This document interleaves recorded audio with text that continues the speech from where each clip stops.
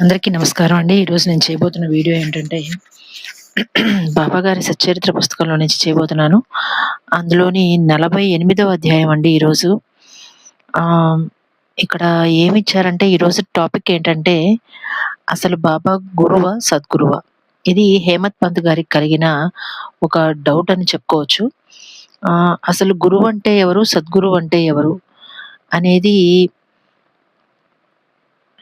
మనం తెలుసుకోవాలంటే చాలా పెద్ద టాపిక్ అండి. కానీ ఇక్కడ హేమత్ పంత్ గారు చాలా మనకి అర్థమయ్యే భాషలో సద్గురువు యొక్క లక్షణాలేంటి అని చెప్పారు. అవేంటో మనం చూద్దాం. మనకు అర్థమయ్యే భాషలో కొంచెం చూద్దాము.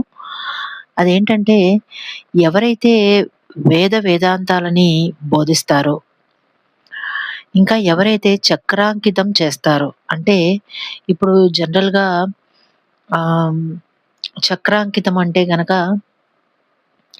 విష్ణువు యొక్క ఆయుధాలైన శంకు చక్రాలని భుజాల పైన ఎవరైతే ముద్రలుగా వేయించుకుంటారో వాళ్ళని చక్రాంకితము అంటారు. అంటే విష్ణువుకి వాళ్ళంతట వాళ్ళు అంకితం అయిపోవడం అన్నమాట. వాళ్ళ వాళ్ళ యొక్క ఆత్మని అంకితం చేయడం అన్నమాట. ఇంకా ఎవరైతే ఉచ్ఛ్వాస నిశ్వాసాలని బంధిస్తారో, ఎవరు బ్రహ్మమును గురించి అందంగా ఉపదేశించగలరో, ఎవరు భక్తులకి మంత్రోపదేశం చేసి పునరుచ్చరణ చేయిం ఆహ్, చే చేస్తారో అలాంటి వాళ్ళని మనం గురువులు అని చెప్పుకోవచ్చు. ఎవరు తమ శక్తి చేత జీవిత పరమావధిని కూడా బోధించగలరో వాళ్ళని మనం గురువులని చెప్పొచ్చు.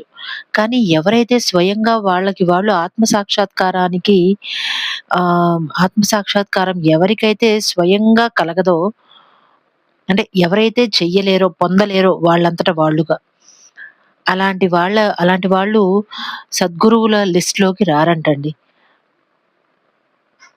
ఇంకా సద్గురువుల లిస్ట్‌లోకి ఎవరొస్తారు అంటే గనక, ఎవరైతే చక్కని సంభాషణ వల్ల ఇహపరముల సుఖముల మీద విరక్తి కలుగజేస్తారో, అంటే వాళ్ళ సంభాషణ వింటే అబ్బా! ఇవన్నీ ఎందుకురా? ఇవన్నీ వేస్ట్.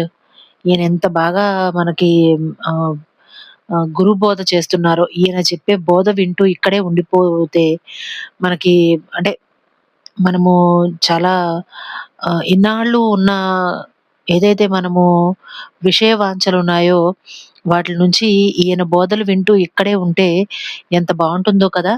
అనే అంత మాధుర్యంగా చెప్పగలిగిన ఆహ్, వ్యక్తి ఎవరై ఉంటారో,